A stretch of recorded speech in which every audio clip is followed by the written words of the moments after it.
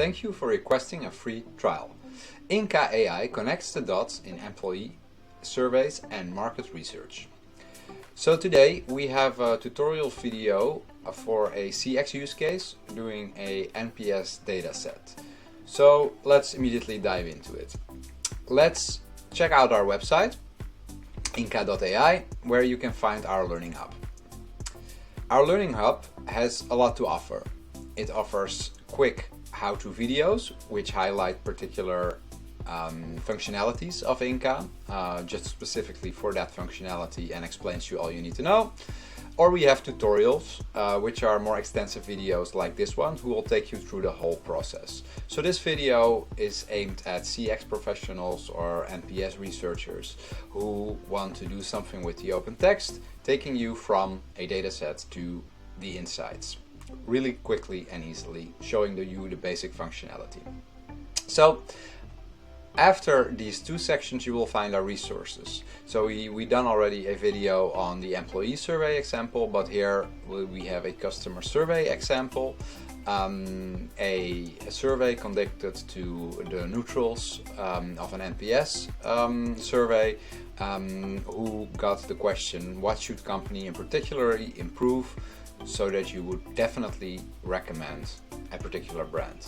You can download the file, just press it, and then the file will download to your local computer. So let me quickly show you the file.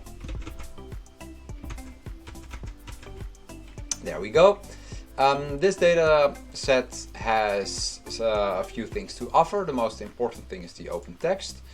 So the neutrals do get a question, what should company in particular improve, and then they have a free format text which they can reply, and there's some background information. So in this case the year the feedback was given, and a month, whether the client has a complete package from this particular telecom provider, whether they are connected to optical fiber, if their contract ends, typical things they would know from their clients to give a little bit more background to the analysis in Inqqa. So we can explore this, see what kind of open text is in there, but we can also do that with Inqqa. So let's jump back to Inqqa and select our...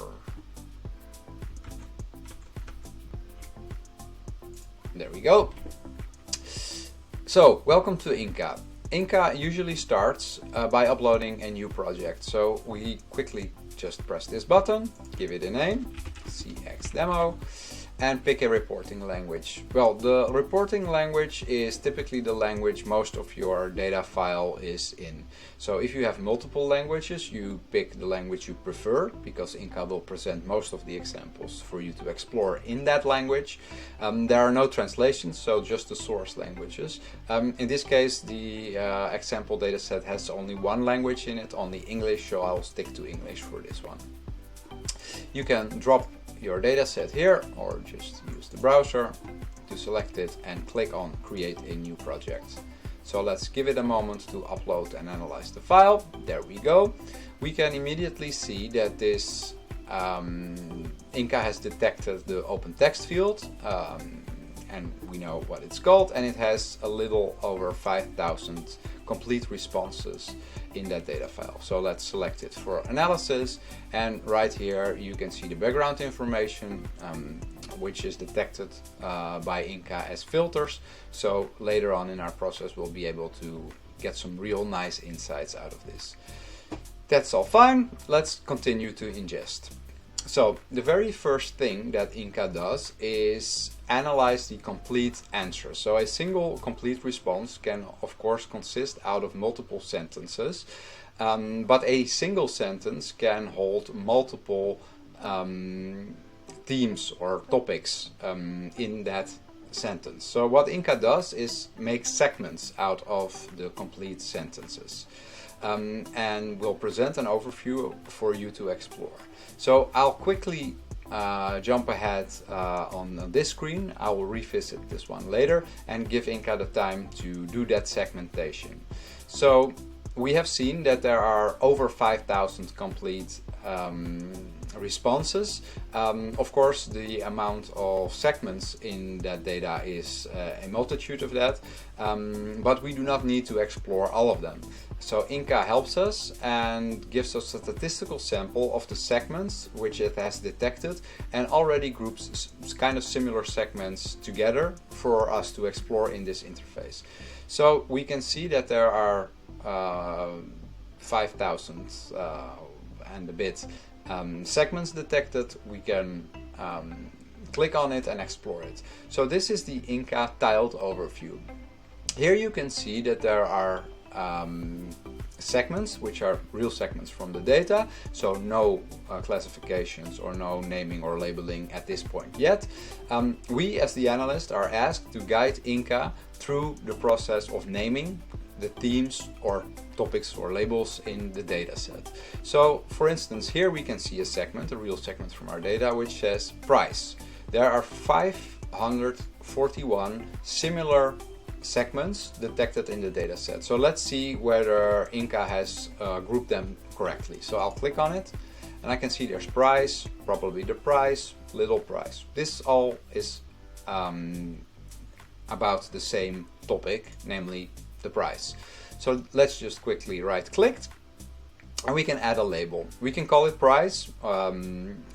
That seems like a good name for it, so let's affirm that. The one next to it says cheaper. Well, you might think this is exactly the same topic. Price and cheaper are two things which are closely related. You can also think, well, maybe they are different. So I can right click and provide a new label, or I can explore it a little bit and I can decide, well, for me, for my use case, this is the same theme, price, and I'll include it. Well, there's no idea. Here's again one about lower prices, lower rates. It's also tied to the same theme. So let's all color these in the same color. So the idea is not for me as an analyst to color this completely. Just provide a few examples of the most important topics or themes in your data which you are looking for, which are important for your presentation later. So typically you will spend 15 to 20 minutes in this screen finding the most important topics, exploring a little bit, and mainly exploring whether you agree with the tiles as Inqqa has presented them for you. So it could happen that if you, for instance, this one is just about customer service, I would say this is all about customer service, but if I would say, well, something is different, I can say, well, let's highlight this one as customer service, click on it and say, well, this one is some other topic, and I can color it in a different color, give it a different theme. So what I'm doing right here is providing Inqqa with the information it needs in order to do an analysis on my complete data set. So after I've spent 15 to 20 minutes coloring a few of these tiles for every topic of my interest, I'm ready to hit this button right here. It's the classify button. This will start the process of taking the knowledge I have provided to Inqqa and projecting it onto the complete data set, to all my responses and all the segments which are in my responses. So let me jump ahead and show you a data set where I have already spent that 15 to 20 minutes. Let's go back to Manage Projects and let's click on this one. As you can see, here I have a nicely colored overview. If I click on this button, it will show me the different themes I have identified and named in my data set. And as you can see, I've pressed the classify button, so it's already done. And here are my main topics and themes in my database. So if I explore one, I can click on price. It will only show me those examples which have been detected as price. Well, after you have pressed the classify button, you of course can make corrections if Inqqa did something wrong, but usually it works quite well and you have a nice overview of the data. So at this point, you're usually already ready to start finding those insights we are looking for. You can do so by visualizing your results. If I jump to that screen, you can immediately see the most important overview of your data. This data set from all the analyzed results is mainly about price. There are quite a few people who do not have anything to comment.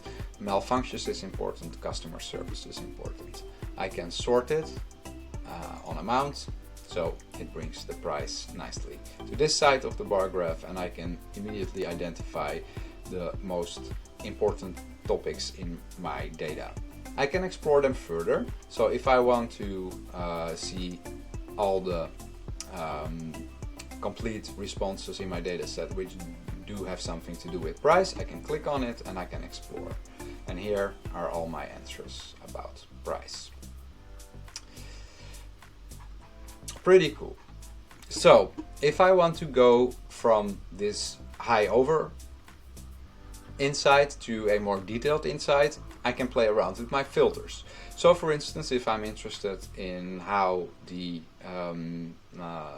feedback from my NPS research is developing over time, I can say, well, for instance, let's just select all the responses I have collected in 2022. And you have seen maybe that underneath the title it has updated.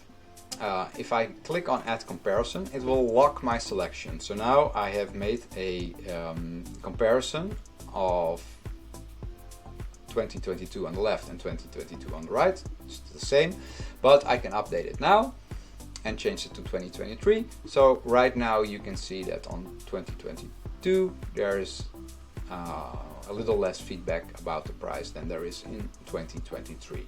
So that's already quite an interesting insight you can play around with.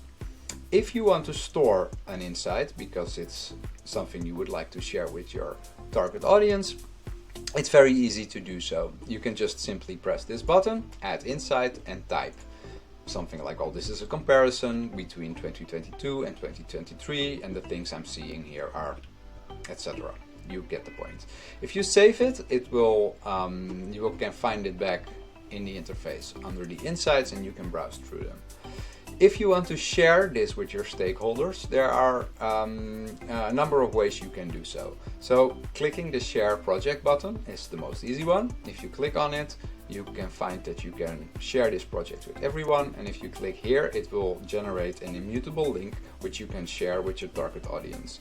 If you click the link, it will open a new instance of Inqqa, but a read-only one. So it will give you access to this part of the screen, to the insights we have defined, like the example before, but it will not be able to open the explore and classify and make changes to your data and explore the real data file in detail. So there's a read-only limited access interface for your target audience to explore. There are also other ways, so if you do not want to rely on Inqqa for that, you can export your data set, basically enabling you to export what you uploaded to Inqqa, but with addition of the themes and topics which are detected. You can also export the counts, which basically will give you the numbers which are used to draw this bar chart, so you can draw your own. You can export the examples, which give you an output of text, or you can save the graph, which will basically save this image for you to put in your own materials. So that's pretty much it, bringing you from a data set to insights and the way you can interact with them with Inqqa. Is that all?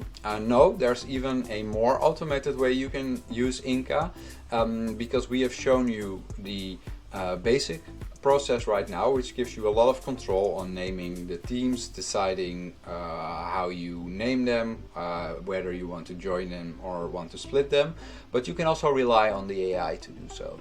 So let me quickly jump to an example there by going back to my managed projects. If I open an empty data set, the same data set but empty, I can use the magic button, and you might remember the screen I'm going to show you now is the same one you see during upload.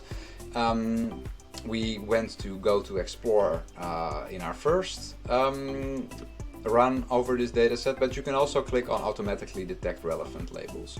What automatically detect relevant labels will do is use a GPT model to analyze some of the data in your dataset and give you suggestions on what the most important topics and themes are in your dataset and how they should be called. And based on that information, it will already color the tiled overview for you. So if I click on this, it will give me a result. It's very nice that that it's able to do so, but a fair warning here: if you click on it, it will give you a slightly different result every time you do it. So some of our clients really like it. It gives you a lot of flexibility, it gives you quite a lot of power, and it gives you quite a lot of speed in processing, but it doesn't give you a lot of consistency. So I always recommend to do the best of both worlds. Maybe start off with an automatic detected label set, and then work your way in making your own decisions, so you are in control as a user. So if I click on it and I apply these labels, I can show you how that looks as well.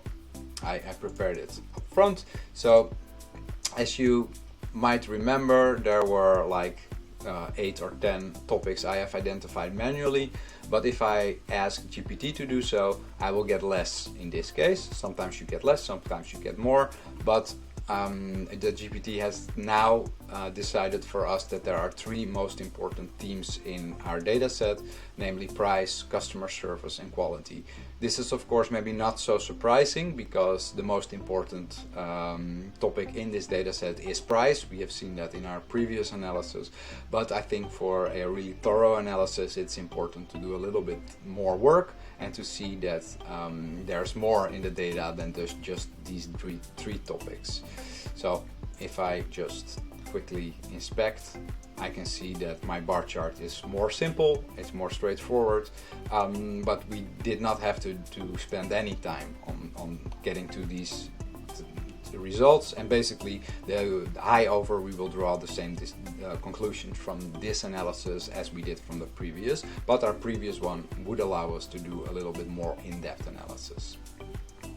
So this brings me to the end of this compressed tutorial on using Inqqa in a real customer experience use case. If you have any questions, please let us know. We are always happy to help you. We are always happy to show you way more, and you can also visit our website where we have how-to videos and tutorial videos.